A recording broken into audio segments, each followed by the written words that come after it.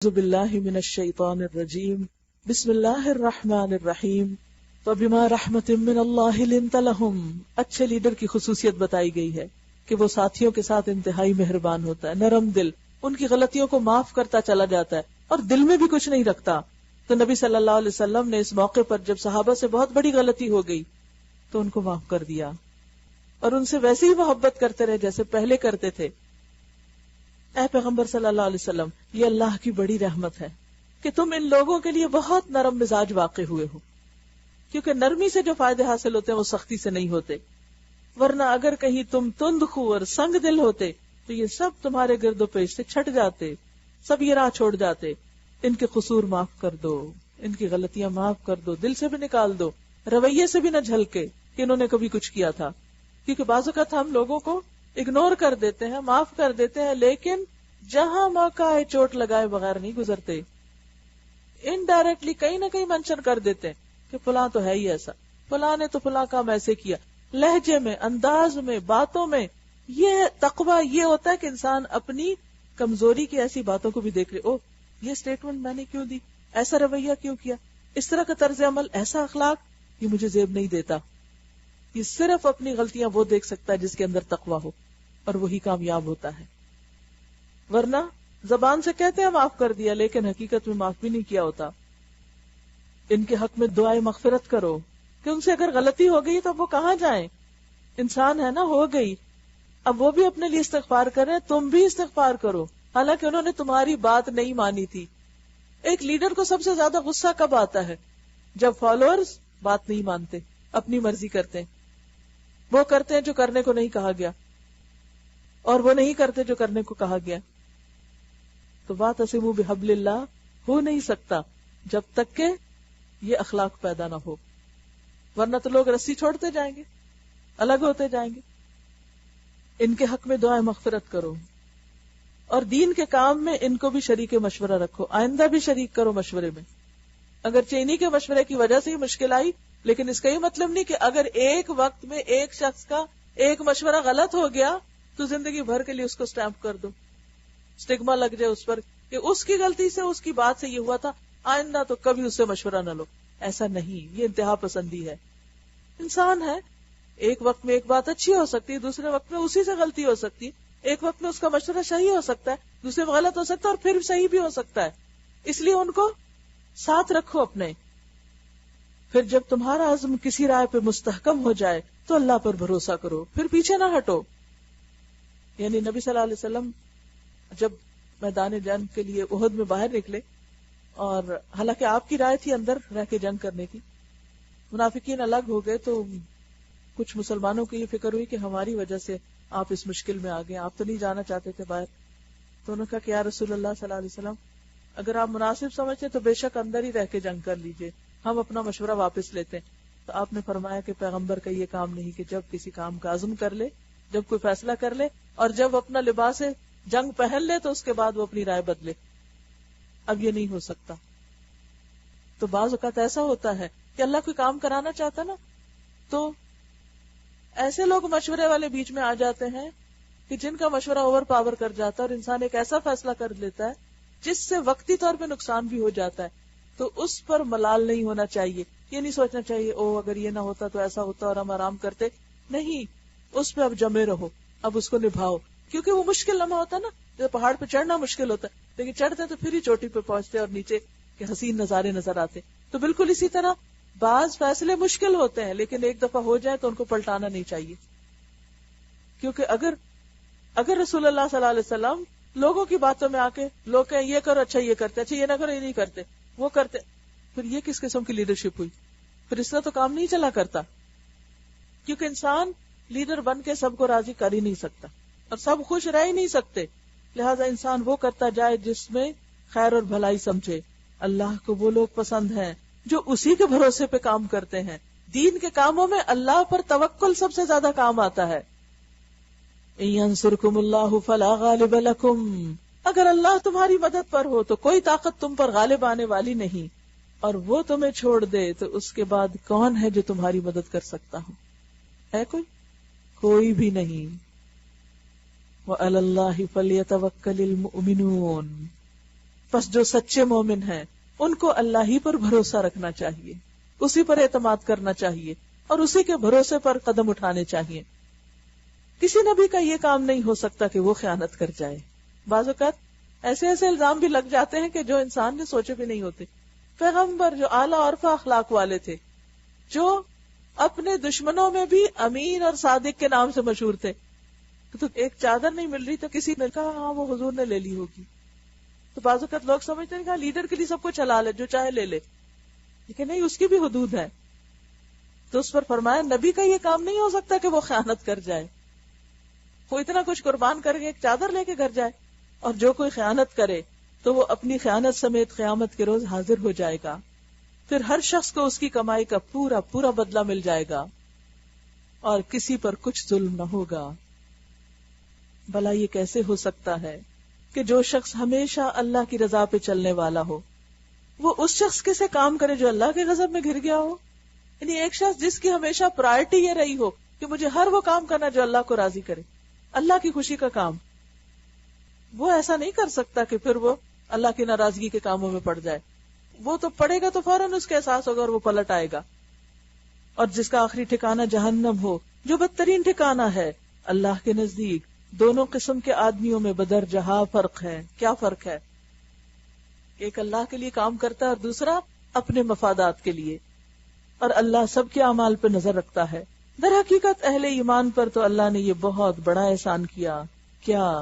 اذ بعث فیہم رسولا من انفسہم، جب ان کے اندر سے ایک رسول اٹھایا، یتلو علیہم آیاتہ، جو ان پر اس کی آیات پڑھ کر سناتا ہے، ویزکیہم، اور ان کا تزکیہ کرتا ہے، ویعلمہم الکتاب والحکمہ، اور ان کو کتاب اور حکمت کی تعلیم دیتا ہے، وَإِن كَانُوا مِن قَبْلُ لَفِي ضَلَالٍ مُبِينٍ، اور اس کتاب و حکمت سے پہلے وہ کھلی گمراہی میں تھے۔ اور ہم سب کو بھی پتا ہے کہ قرآن و سنت کے علم سے پہلے ہم اپنی خواہشات کی پیروی کر رہے تھے، اپنی ہی دنیا میں تھے اور دنیا کی پیروی کر رہے تھے کہ جدھر لوگ جا رہے گو ود دا فلو، جدھر لوگ جا رہے تم بھی ادھر ہی چلو۔ لیکن یہ اللہ کا بہت بڑا احسان ہے کہ اس نے ہمیں یہ نعمت عطا کر دی۔ جب نعمت ملے تو شکر بھی کرنا چاہیے، اور شکر کے لیے سب سے بڑی بات کیا ہے کہ اس نعمت کو شیئر کریں۔ وَمِمَّا رَزَقْنَاهُمْ يُنْفِقُونَ۔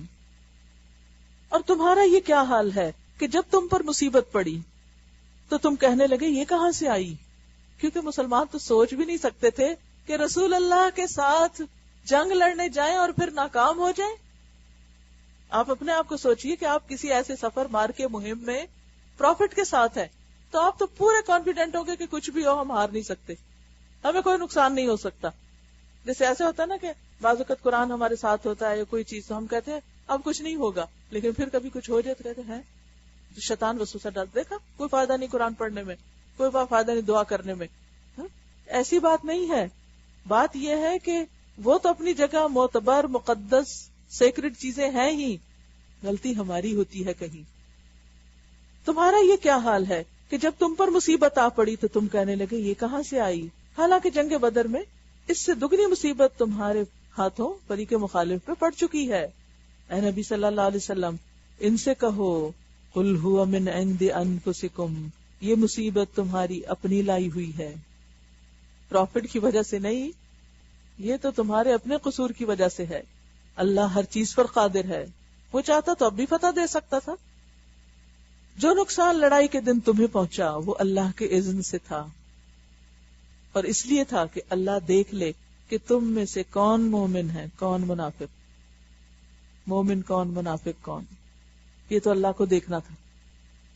وہ منافق کہ جب ان سے کہا گیا آؤ اللہ کی راہ میں جنگ کرو یا کم از کم اپنے شہر کی مدافعت ہی کرو مدینہ کی، تو کہنے لگے اگر ہمیں علم ہوتا کہ آج جنگ ہوگی تو ہم ضرور تمہارے ساتھ چلتے۔ وہ کہنے لگے کہ یہ تو ایسی بس باتیں ہیں، ہونا کچھ نہیں۔ یہ بات جب وہ کہہ رہے تھے اس وقت تو ایمان کی نسبت کفر سے زیادہ قریب تھے۔ وہ اپنی زبانوں سے وہ باتیں کہتے ہیں جو ان کے دلوں میں نہیں ہوتی، دل میں پتا تھا ان کو کہ کیا ہونے والا ہے، لیکن اوپر سے ٹالنے کے لیے۔ اور جو کچھ وہ دلوں میں چھپاتے ہیں اللہ اسے خوب جانتا ہے۔ یہ وہی لوگ تو ہیں جو خود تو بیٹھے رہے اور ان کے جو بھائی بند لڑنے گئے اور مارے گئے ان کے متعلق انہوں نے کہہ دیا اگر وہ ہماری بات مان لیتے تو نہ مارے جاتے، یعنی جنگ میں گئے تو مارے گئے، گھر رہتے جیسے ہم رہے تو دیکھو ہم تو نہیں مرے۔ ان سے کہو اگر تم اپنے اس قول میں سچے ہو تو خود تمہاری موت جب آئے اسے ٹال کے دکھانا. جو لوگ اللہ کی راہ میں قتل ہوئے ہیں انہیں مردہ نہ سمجھو، کیونکہ موت دل توڑنے والی خبر ہوتی ہے، ہارٹ بریکنگ نیوز ہوتی ہے. اور اہل ایمان کی شہادت یہ موت نہیں، ان کو مردہ نہ کہو، وہ تو حقیقت میں زندہ ہیں، اپنے کام کی وجہ سے، اپنی قربانی کی وجہ سے اپنے رب کے پاس رزق پا رہے ہیں.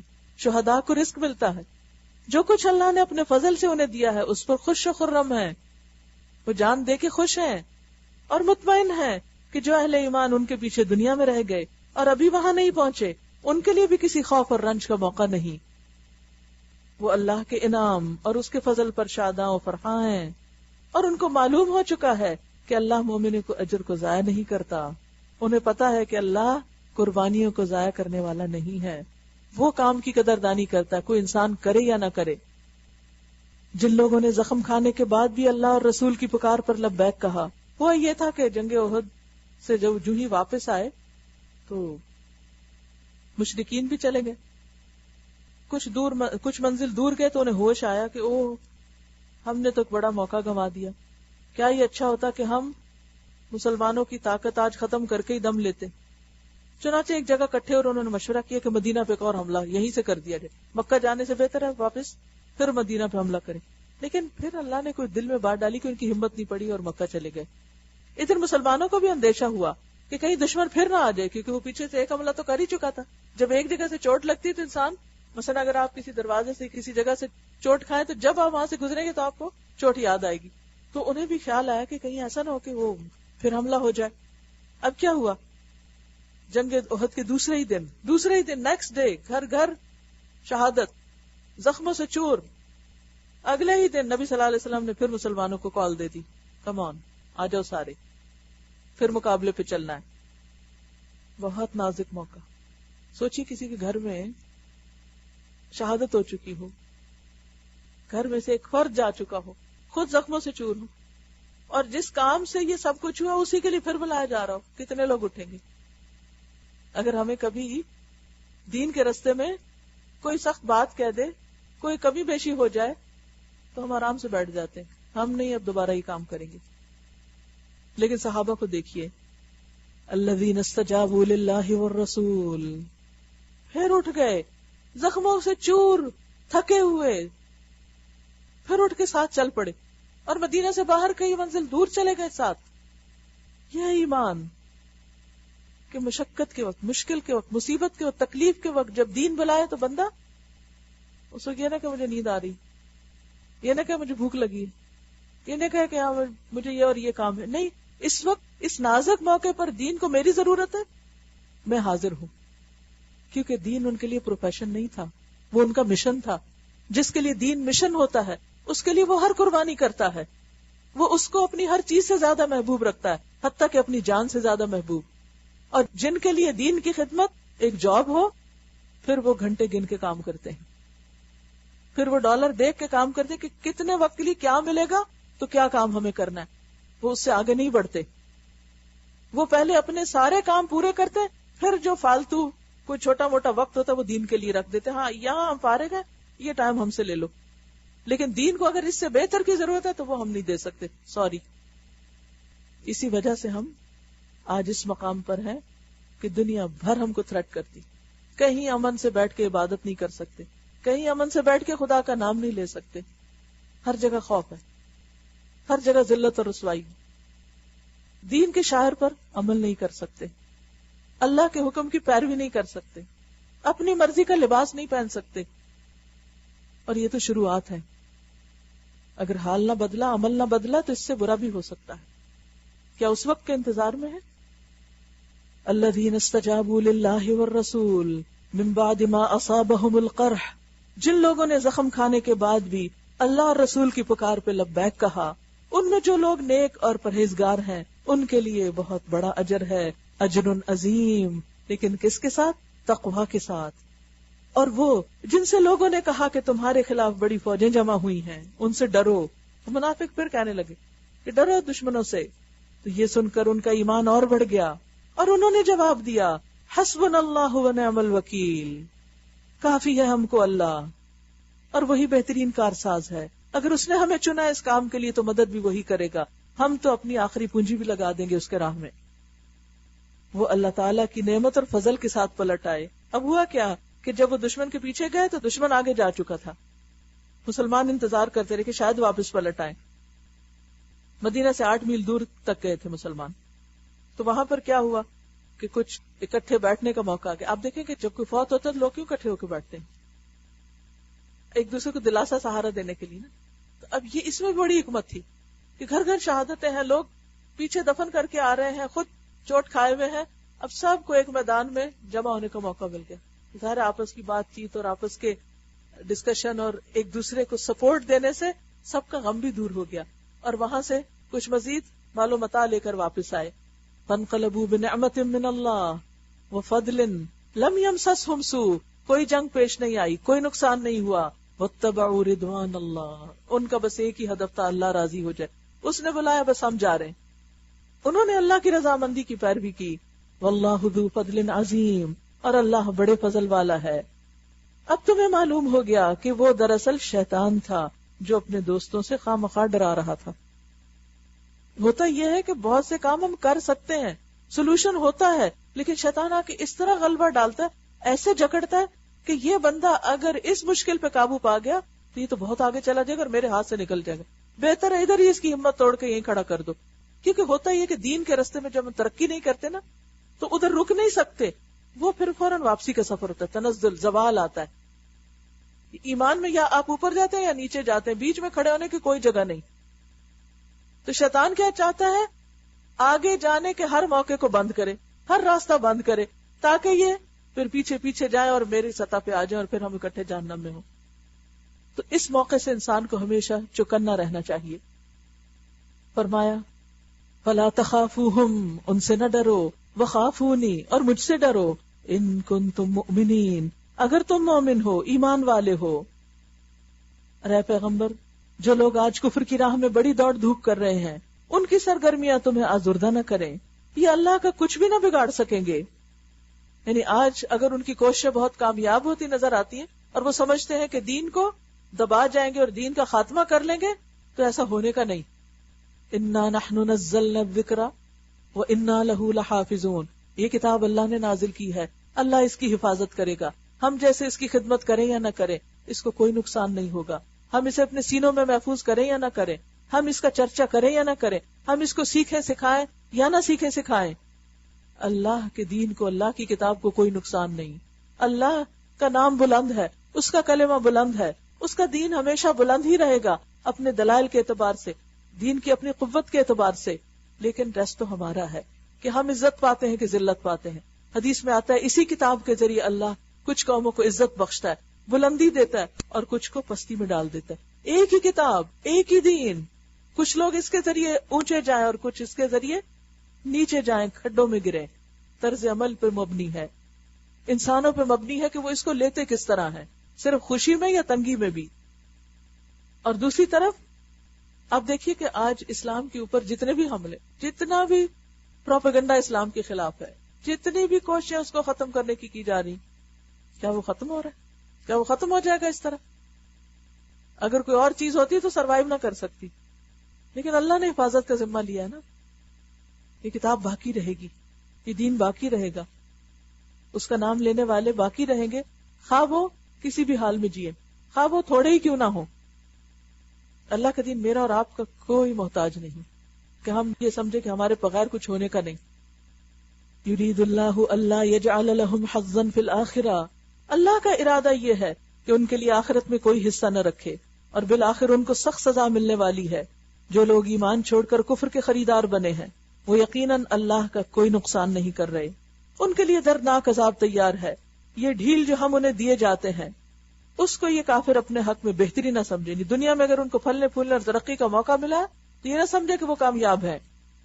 ہم تو انہیں اس لیے ڈھیل دے رہے ہیں کہ یہ خوب بارے گناہ سمیٹ لیں، پھر ان کے لیے سخت ذلیل کرنے والی سزا ہے. اللہ مومنوں کو اس حالت میں ہرگز نہ رہنے دے گا جس میں تم اس وقت پائے جاتے ہو. کوئی ایمان کا دعویٰ کرے تو پھر اللہ تعالیٰ آزما کے دیکھتا ہے. اس حال میں نہیں رہتا انسان. مومن کو تو ترقی کرنی ہوتی ہے اور اگلے درجوں میں جانے کے لیے امتحان پر امتحان آتے ہی جاتے ہیں. یعنی جس بھی حال میں ہے، ایمان کے جس بھی درجے میں ہے، ہم میں سے کوئی، بات تو صحابہ کی ہو رہی لیکن اس کے بعد ہمارے لیے کیوں پیش کی گئی؟ اس لیے کہ ہر دور میں ایمان دل نہیں ہوتا، جامد ساکت نہیں ہوتا کہ ایک دفعہ مسلمان ہو گئے تو بس ہو گئے، بات ختم. یا اوپر جائے گا یا نیچے جائے گا. تو اللہ تعالیٰ ایک درجے پہ نہیں رہنے دیتا. دنیا میں تو ہوتا نا، ہائی اسکول کر لیا اب آگے نہیں پڑھنا، بس مجھے امتحان بہت برے لگتے میں نے نہیں پڑھنا. کئی لوگ چھوڑ دیتے ہیں بس اور نہیں پڑھنا. لیکن دین میں نہیں ہو سکتا کہ تم نے ہائی اسکول کر لیا تو بس ادھر ہی کھڑے رہو، امتحان آئے گا، یا اوپر جاؤ گے یا نیچے جاؤ گے، کبھی ایک حال میں نہیں رہ سکتے. یہ اس دین کی شان ہے. حتی یمیز الخبیث من الطیب، یہاں تک کہ خبیث کو طیب سے الگ کر دے. یہ آزمائشیں کیوں ڈالتا ہے؟ تاکہ پتہ چل جائے کھوٹ کتنی ہے اور سچا ایمان کتنا ہے. پیور کرتا جاتا حتیٰ کہ پیورٹی کے ہائیسٹ لیول پہ لے جاتا ہے ایمان کو خالص کر کر کے. وما کان اللہ لیطلعکم علی الغیب، مگر اللہ کا یہ طریقہ نہیں کہ تم کو غیب پر مطلع کر دے، کہ بتا دے فلاں فلاں منافق ہے، فلاں کے ایمان کا لیول کم ہے، فلاں ایسا ہے، فلاں ویسا ہے.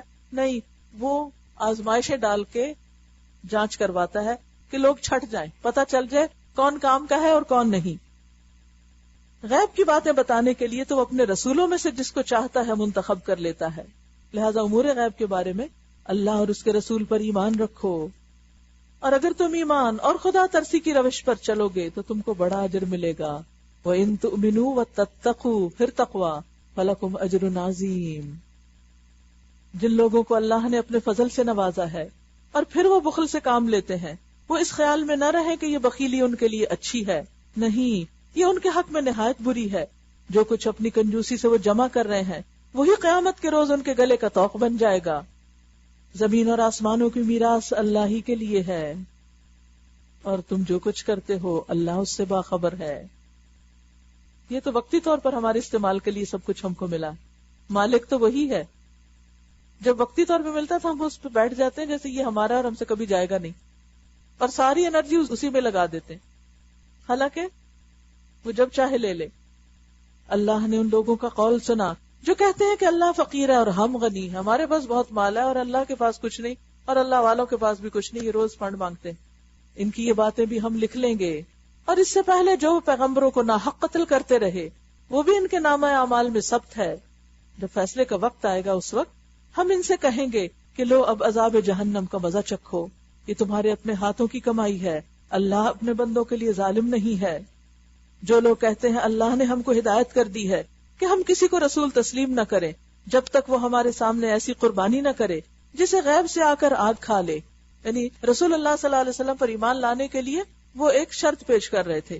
ان سے کہو تمہارے پاس مجھ سے پہلے بہت سے رسول آ چکے جو بہت سی روشن نشانیاں لائے تھے، اور وہ نشانی لائے تھے جس کا تم ذکر کر رہے ہو. پھر اگر ایمان لانے کے لیے یہ شرط پیش کرنے میں تم سچے ہو تو ان رسولوں کو تم نے کیوں قتل کیا؟ یعنی جنہوں نے تمہاری ساری باتیں مان لی ان کو کیوں مارا تم نے؟ اب اے محمد صلی اللہ علیہ وسلم، اگر یہ لوگ تمہیں جھٹلاتے ہیں تو بہت سے رسول تم سے پہلے جھٹلائے جا چکے ہیں جو کھلی کھلی نشانیاں اور صحیفے اور روشنی بخشنے والی کتابیں لائے تھے. آخر کار ہر شخص کو مرنا ہے، اور تم سب اپنے اپنے پورے اجر قیامت کے روز پانے والے ہو. فمن زحزح عن النار وادخل الجنت فقد فاز. یہ ہے اصل کامیابی کہ انسان آگ سے بچ جائے اور جنت میں داخل ہو جائے، اندر چلا جائے. رہی یہ دنیا، اس دنیا کی کامیابیاں تو یہ محض ایک ظاہر فریب چیز ہے، ظاہری دھوکہ ہے کہ چیزوں کو، کامیابیوں کو دیکھ دیکھ کے ہم خوش ہوتے ہیں، اپنی، بچوں کی، گھر والوں کی، دوستوں کی، حالانکہ یہ اصل کامیابی نہیں ہے. مسلمانوں، تمہیں مال اور جان دونوں کی آزمائشیں پیش آ کر رہیں گی.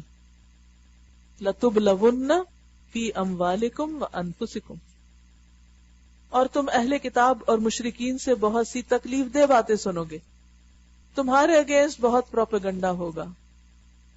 پھر ہم کیا کریں؟ اب وہ تو ہو رہا ہے. علاج وَإِن تَصْبِرُوا وَتَتَّقُوا فَإِنَّ ذَلِكَ مِنْ عَزْمِ الْأُمُورِ. اگر تم صبر سے کام لو، برائی کا بدلہ برائی سے نہیں، اچھے اخلاق کا، صبر و تحمل، ٹالرنس کا مظاہرہ کرو، فتتقوا، اور اللہ سے ڈرتے رہو اور اپنے دین پر فرم رہو، تو یہ بڑی ہمت کے کاموں میں سے ہے۔ ان اہل کتاب کو وہ عہد بھی یاد دلاؤ جو اللہ نے ان سے لیا تھا کہ تمہیں کتاب کی تعلیمات کو لوگوں میں پھیلانا ہوگا۔ صرف ان سے تھا یا ان سے بھی ہے جن کے پاس محفوظ کتاب ہے؟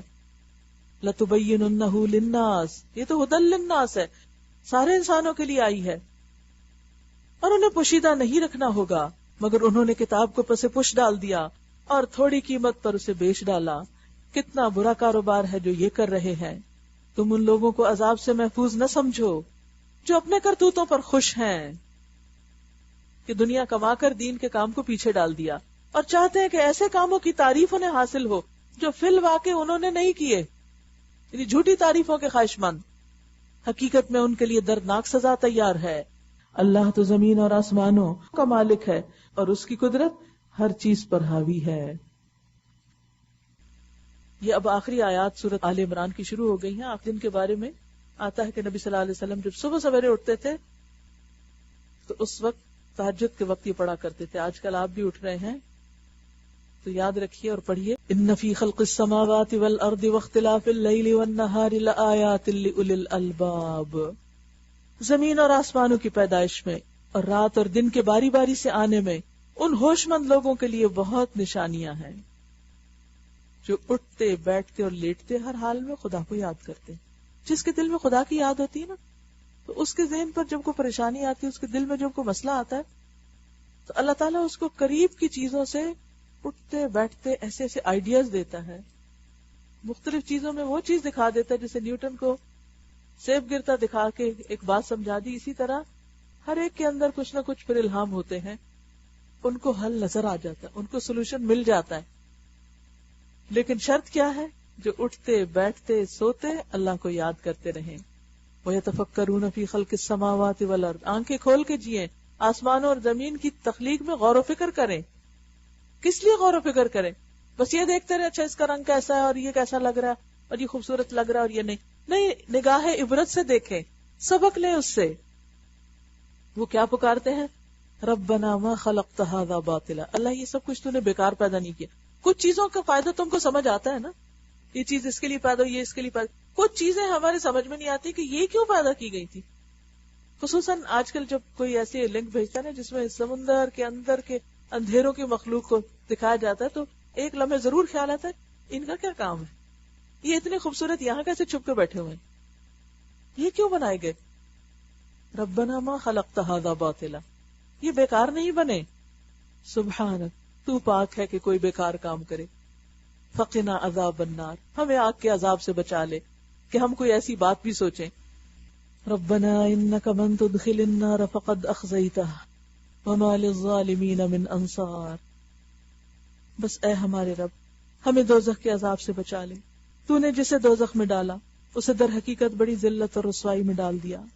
ربنا اننا سمعنا منادیا ینادی للایمان ان آمنوا بربکم فآمنا ربنا فاغفر لنا ذنوبنا وکفر عنا سیئاتنا وتوفنا مع الابرار۔ مالک ہم نے ایک پکارنے والے کو سنا جو ایمان کی طرف بلاتا تھا، اس نے ہمیں دعویٰ کیا، تیری طرف بلایا اور ہم آ گئے، اور کہتا تھا اپنے رب کو مانو، ہم نے مان لیا، ہم نے اس کی دعوت قبول کر لی، پس اے ہمارے آقا جو قصور ہم سے ہوئے ہیں ان سے درگزر فرما، ہم تیرا حق ادا نہیں کر سکے، جو برائیاں ہم میں ہیں انہیں دور کر دے، ابھی بھی بہت کچھ غلطیاں ہیں ان کو بھی صاف کر دے، اور ہمارا خاتمہ نیک لوگوں کے ساتھ کر۔ اگر دنیا میں نیک لوگوں کے ساتھ رہیں گے تو ہی نیک لوگوں کے ساتھ مریں گے اور نیک لوگوں کے بیچ اٹھیں گے، ڈیپینڈ کرتا ہے کمپنی کیا ہے آپ کی۔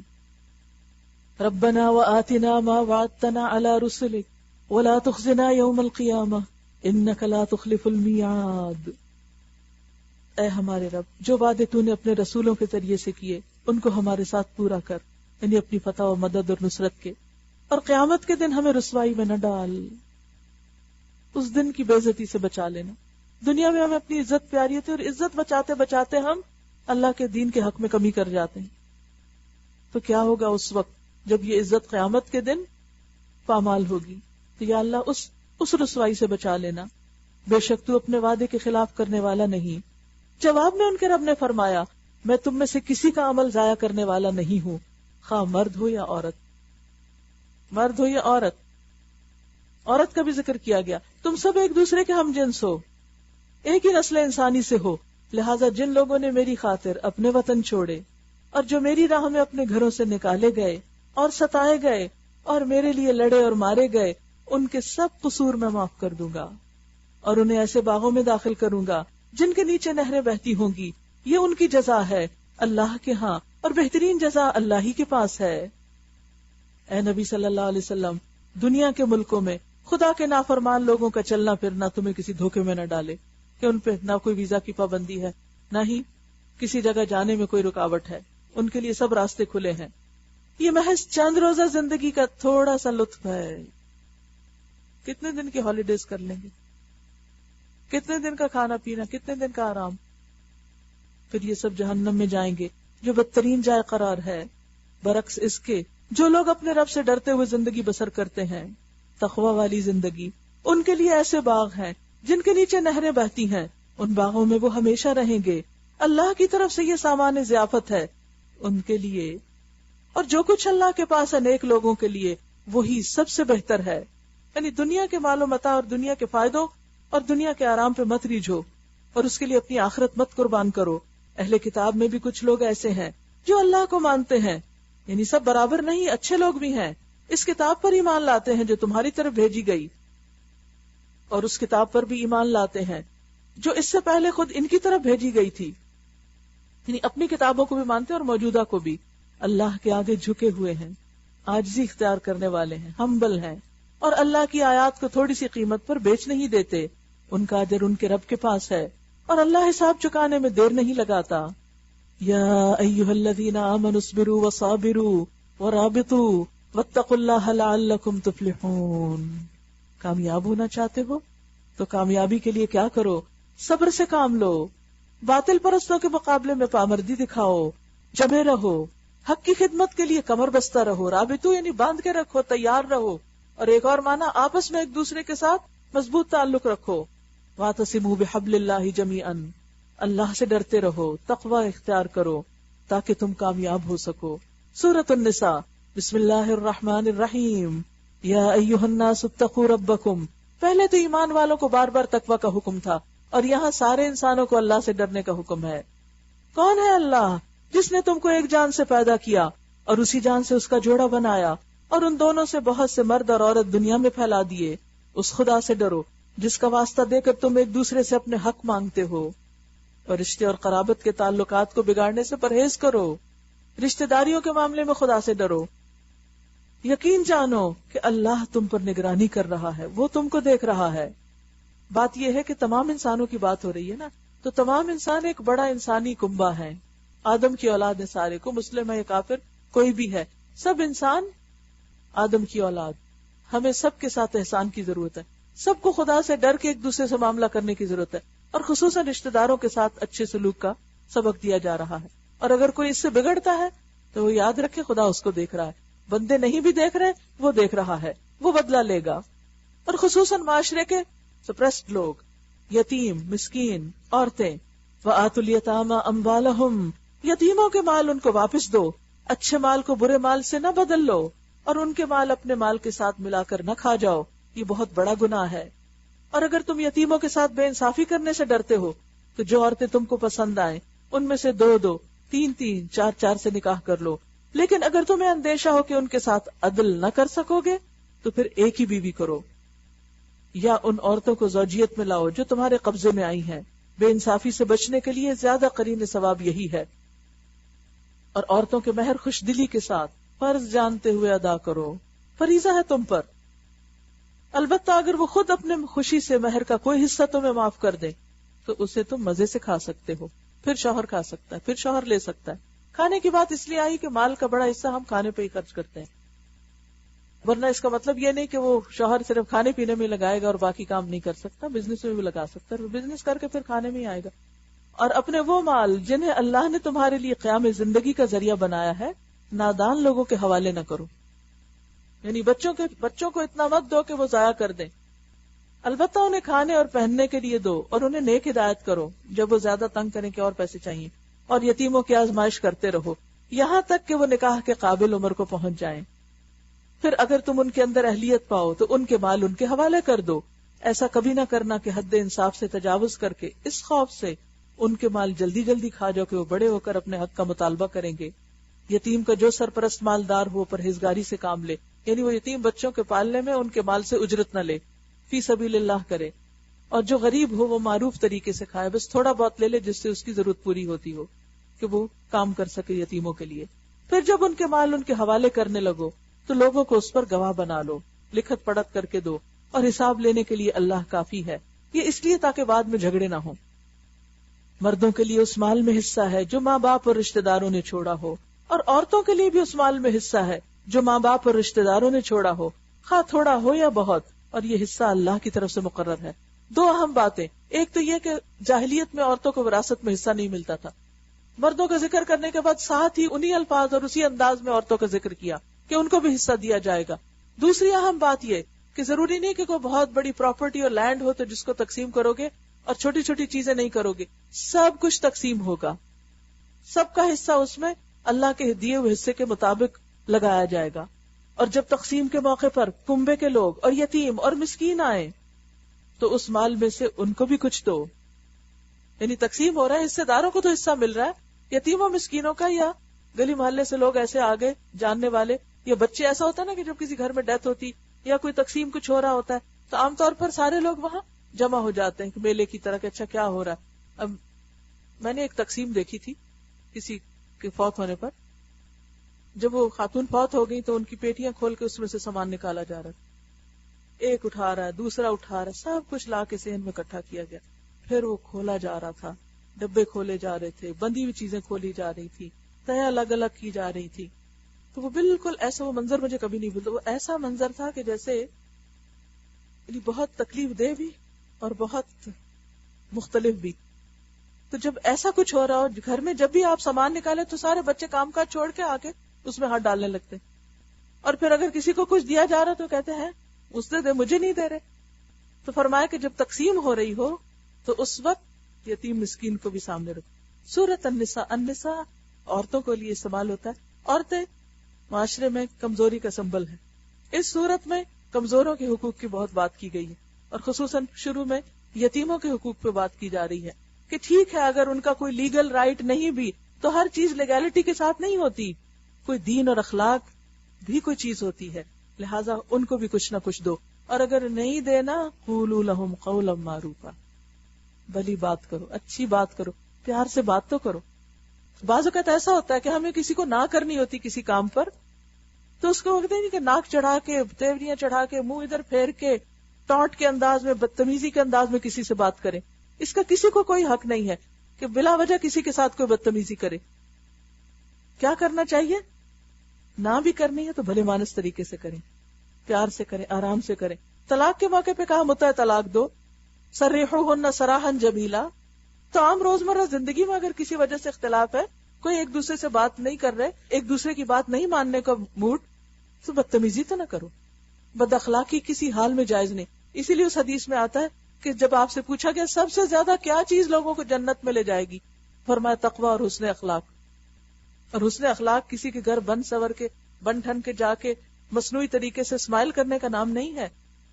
حسن اخلاق باہم جن لوگوں کے ساتھ روزمرہ ڈیلنگ ہے ان کے ساتھ اچھی طرح بات کرنے کا نام ہے، جن کے حقوق تم پر ہیں، جن کے فرائض تم پر ہیں، ان کے ساتھ اچھا معاملہ اور اچھا رویہ اختیار کرنے کا نام ہے۔ اور پھر اس وقت اپنی موت یاد دلائی گئی۔ لوگوں کو اس بات کا خیال کر کے ڈرنا چاہیے کہ اگر وہ خود اپنے پیچھے بے بس اولاد چھوڑتے تو مرتے وقت انہیں اپنے بچوں کے حق میں کیسے کیسے اندیشے لاحق ہوتے۔ سوچو اگر اس وقت تمہارا بچہ یتیم کھڑا ہو، کسی کا مال دیکھتا، تو تم کیا سوچو گے کہ اس کے ساتھ کیا سلوک کیا جائے۔ مومن وہ ہوتا ہے جو دوسرے کے ساتھ وہی معاملہ کرتا ہے جو اپنے لیے پسند کرتا ہے۔ تو مرتے وقت انہیں اپنے بچوں کے حق میں کیسے اندیشے لاحق ہوتے۔ بس چاہیے کہ وہ خدا کا خوف کریں اور راستے کی بات کریں، قولاً سدیدہ کہیں۔ جو لوگ ظلم کے ساتھ یتیموں کے مال کھاتے ہیں، در حقیقت وہ اپنے پیٹ آگ سے بھرتے ہیں اور وہ ضرور جہنم کی بھڑکتی ہوئی آگ میں جھونکے جائیں گے۔ یہاں کس سے خطاب ہو رہا تھا؟ کس کی بات ہو رہی تھی؟ اس میں کسی اور کی نہیں، مدنی صورت ہے، اہل ایمان کی بات ہو رہی ہے کہ اگر تم انسانوں کے ساتھ زیادتی کرو گے، کسی کا حق نہیں دو گے، اس کا مال دبا جاؤ گے، تو خدا کو جواب دینا ہوگا، آخرت کی سزا کے خوف سے دنیا میں ہی باز آ جاؤ۔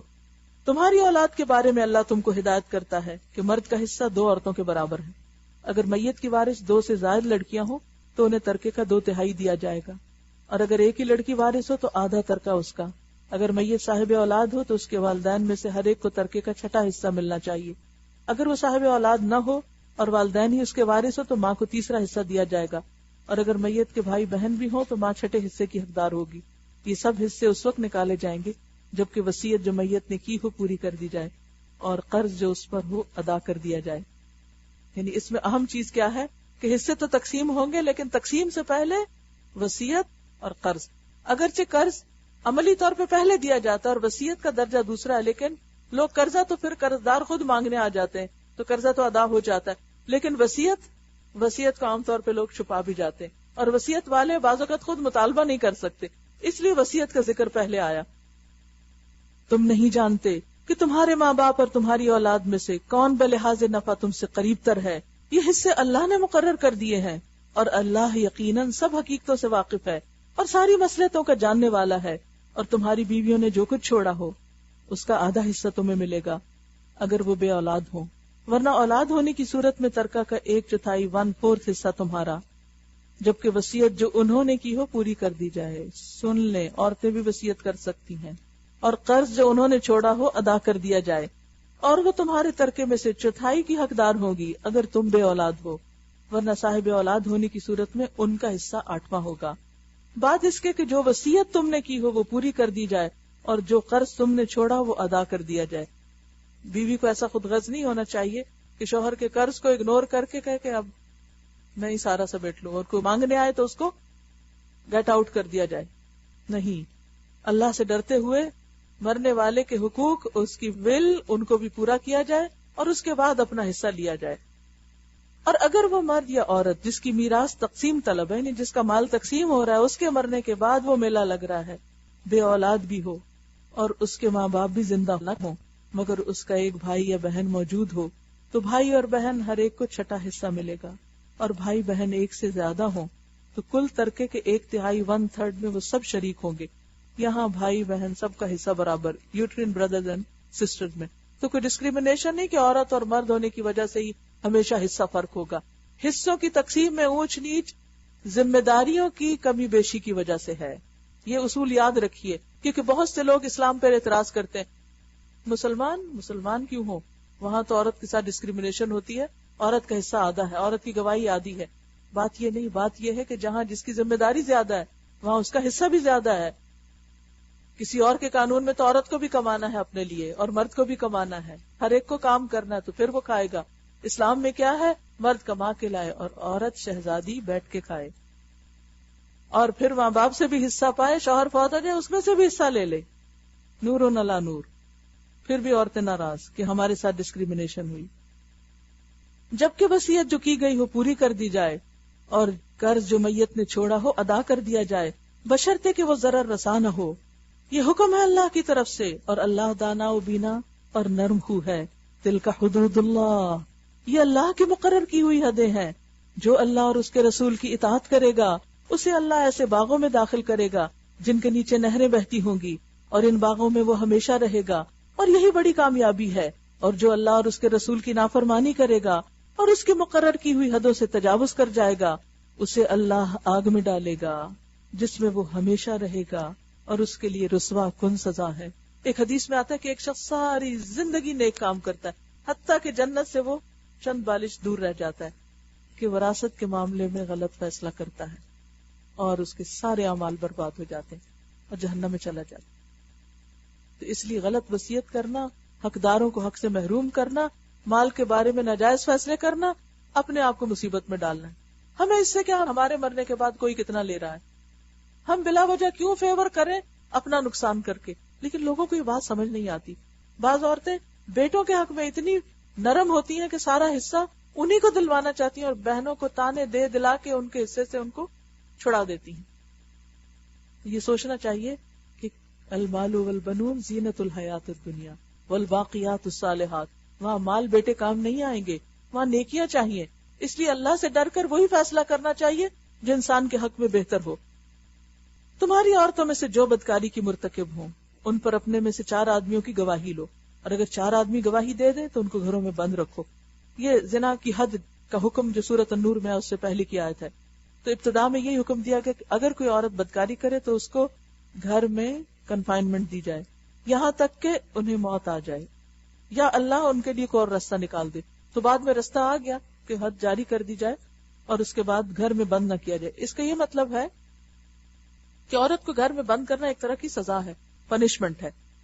اور یہاں پر آپ دیکھیے کہ یہ پنشمنٹ بڑے جرائم پہ دی جاتی ہے، چھوٹی چھوٹی باتوں پر نہیں ہونی چاہیے. اور تم میں سے جو اس فعل کا ارتکاب کریں ان دونوں کو تکلیف دو، پھر اگر وہ توبہ کریں اور اپنی اصلاح کر لیں تو انہیں چھوڑ دو. اللہ بہت توبہ قبول کرنے والا اور رحم فرمانے والا ہے. یعنی یہاں مردوں کا بھی ذکر ہوا.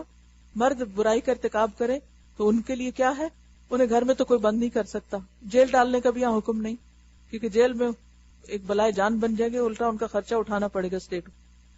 تو پھر کیا ہے کہ ان کو تکلیف دو، سزا دو، مارو پیٹو، لان تان کرو اور چھوڑ دو. یہ بھی پہلے کا حکم ہے جو بعد میں بدل گیا. بعض کہتے ہیں کہ اس میں ہومو سیکشولز کے بارے میں بات کی گئی ہے. پھر اگر وہ دونوں توبہ کر لیں اور اصلاح کر لیں تو چھوڑ دو کہ اللہ توبہ قبول کرنے والا اور مہربان ہے.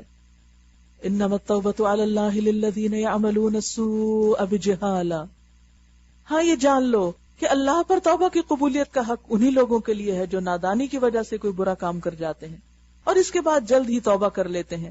ایسے لوگوں پر اللہ اپنی نظر عنایت سے پھر متوجہ ہو جاتا ہے. اب آپ دیکھیے، زنا کے بعد، ہومو سیکشوالٹی کے جرم کے بعد، غلط کاموں کے بعد توبہ کا ذکر، اور توبہ کے بعد یہاں پر کیا کہا کہ جو توبہ کر لے اللہ پھر ان پر مہربان ہو جاتا ہے. اور اللہ دانا و بینا اور نرم خو ہے.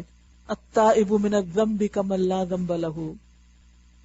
مگر توبہ ان کے لیے نہیں ہے جو برے کام کیے چلے جائیں، کیونکہ یہ بری عادتیں بھی ایک طرح سے کیا ہوتی ہیں، نشے کی طرح ایڈکشن ہو جاتی.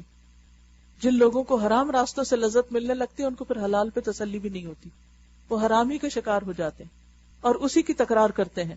تو ایسے لوگوں کے لیے پھر توبہ نہیں ہوتی، یہاں تک کہ جب ان میں سے کسی کی موت کا وقت آ جاتا ہے اس وقت کہتا ہے اب میں نے توبہ کی. اور اسی طرح توبہ ان کے لیے بھی نہیں جو مرتے دم تک کافر رہیں. ایسے لوگوں کے لیے تو ہم نے دردناک سزا تیار کر رکھی. اب ایک طرف کفار کا انجام بتایا اور ایک طرف گناہ پر اصرار کرنے والے کا انجام، دونوں کو برابر کر دیا یہاں. اے لوگو جو ایمان لائے ہو، تمہارے لیے یہ حلال نہیں کہ زبردستی عورتوں کے وارث بن بیٹھو، اور نہ یہ حلال ہے کہ انہیں تنگ کر کے اس مہر کا کچھ حصہ اڑا لینے کی کوشش کرو جو تم ان کو دے چکے ہو. ہاں اگر وہ کسی صریح بد چلنے کی مرتکب ہو، یعنی زنا وغیرہ کرے تو پھر تنگ کر سکتے ہو.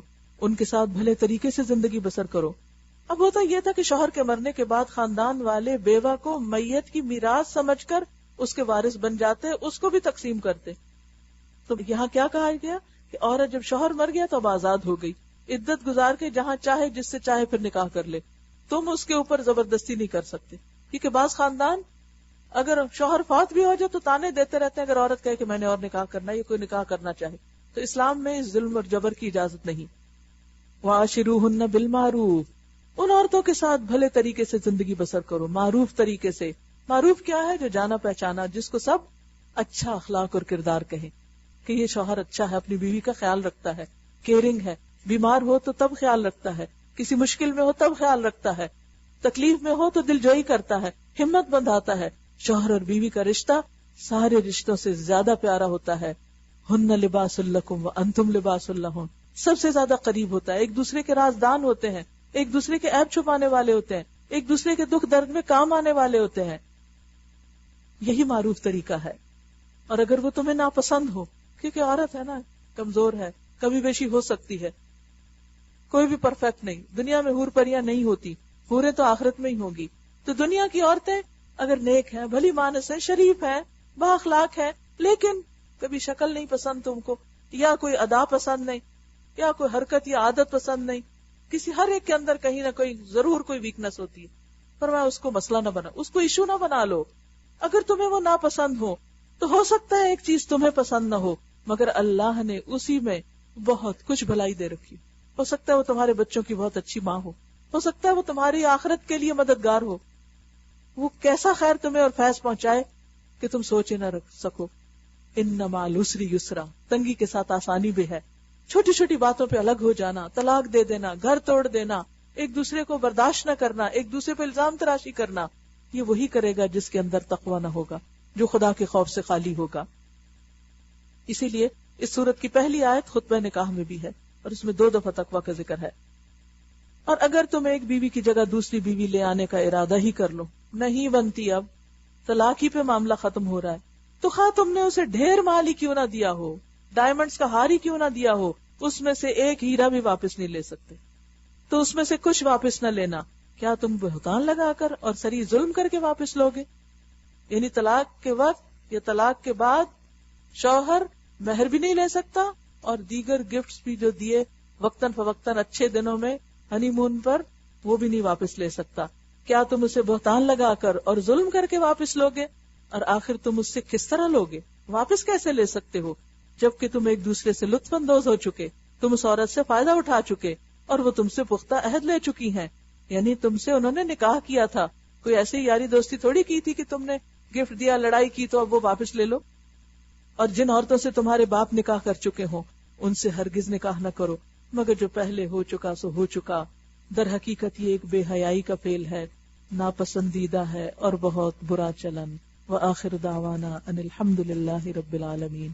سبحانک اللہم وبحمدک، نشہد ان لا الہ الا انت، نستغفرک ونتوب الیک.